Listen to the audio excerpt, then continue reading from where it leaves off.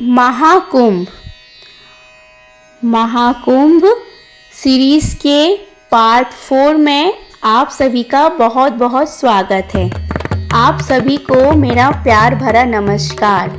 जैसा कि हम और आप बहुत अच्छे से जानते हैं कि महाकुंभ कितना पवित्र और पावन पर्व होता है, उसी तरह हमारे प्रभु भगवान हनुमान जी को कितनी दिव्यता और सारी मनोकामनाएं पूर्ण करने के लिए सभी लोग हनुमान जी को ज़रूर याद करते हैं। तो बस आज हम बात करने वाले हैं महाकुंभ की भव्यता और उसमें बड़े हनुमान जी के दर्शन का क्या महत्व है।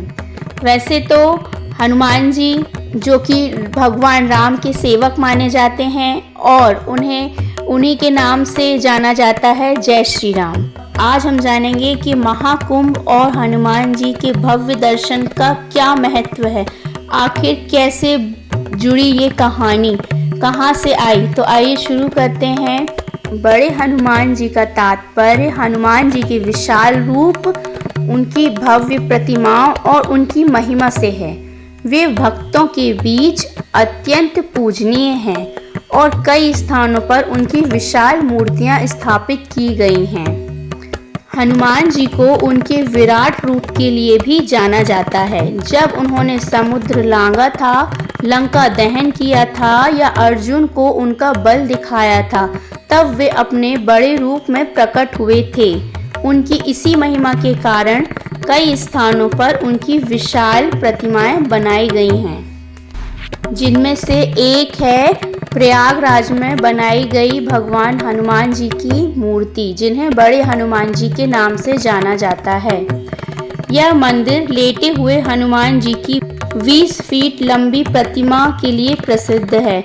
जब भी गंगा का जलस्तर बढ़ता है तो यह प्रतिमा जलमग्न हो जाती है, जिसे शुभ संकेत माना जाता है। आज हम इसी की चर्चा करने जा रहे हैं कि आखिर भगवान हनुमान की इस विशाल मूर्ति और महाकुंभ का क्या संबंध है। आइए शुरू करते हैं। महाकुंभ और हनुमान जी के दर्शन की पौराणिक कथा। आज मैं सुनाने जा रही हूँ आपको महाकुंभ और हनुमान जी के दर्शन की पौराणिक कथा। महाकुंभ का आयोजन हर 12 वर्षों में प्रयागराज, हरिद्वार, उज्जैन और नासिक में होता है। इसे अमृत से जुड़ी दिव्य घटनाओं से जोड़ा जाता है।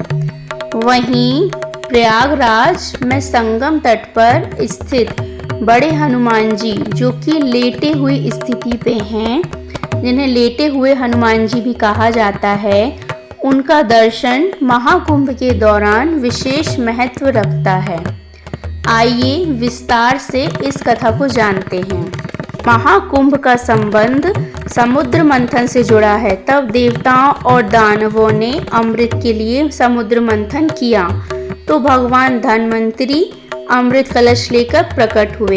अमृत प्राप्त होते ही देवताओं और दानवों के बीच युद्ध छिड़ा।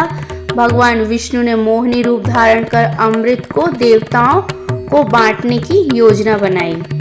इस दौरान गरुण जी अमृत कलश लेकर आकाश में उड़ने लगे और 12 दिन तक 4 स्थानों प्रयागराज, हरिद्वार, उज्जैन और नासिक पर अमृत की बूंदें गिरी। इसी प्रकार 4 स्थानों पर हर 12 वर्षों में महाकुंभ का आयोजन होता है।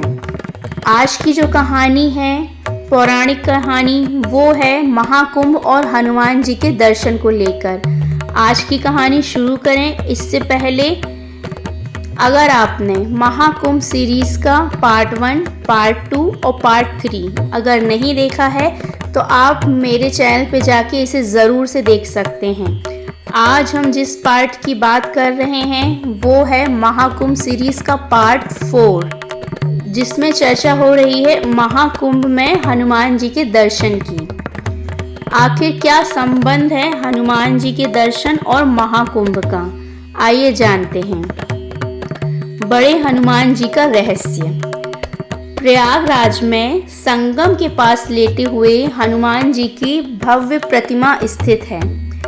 यह प्रतिमा विशेष रूप से रहस्यमय मानी जाती है, क्योंकि यह एकमात्र ऐसी मूर्ति है जिसमें हनुमान जी विश्राम की मुद्रा में हैं। कहा जाता है कि यह मूर्ति स्वयंभू स्वतः प्रकट है और इसे किसी ने भी नहीं बनाया। हर साल जब गंगा नदी का जल स्तर बढ़ता है तो यह मूर्ति स्वतः जल में डूब जाती है और कुछ समय बाद फिर प्रकट होती है। अब आगे बढ़ते हैं और जानते हैं कि हनुमान जी के दर्शन की कथा। एक मान्यता के अनुसार त्रेता युग में भगवान श्री राम ने लंका विजय के बाद हनुमान जी को अयोध्या में रहने के लिए कहा तो उन्होंने आज्ञा मानी, लेकिन उन्हें अपना गंगा स्नान बहुत प्रिय था। इसलिए हनुमान जी ने भगवान राम से यह वरदान मांगा कि उन्हें प्रयागराज में गंगा, यमुना और सरस्वती के संगम पर विश्राम करने की अनुमति दी जाए। भगवान श्री राम ने हनुमान जी को आशीर्वाद दिया कि वह प्रयागराज में सदा संगम तट पर रहेंगे। तभी से हनुमान जी वहां विश्राम मुद्रा में हैं और कुंभ के समय भक्तों को उनके दर्शन का विशेष पुण्य प्राप्त होता है।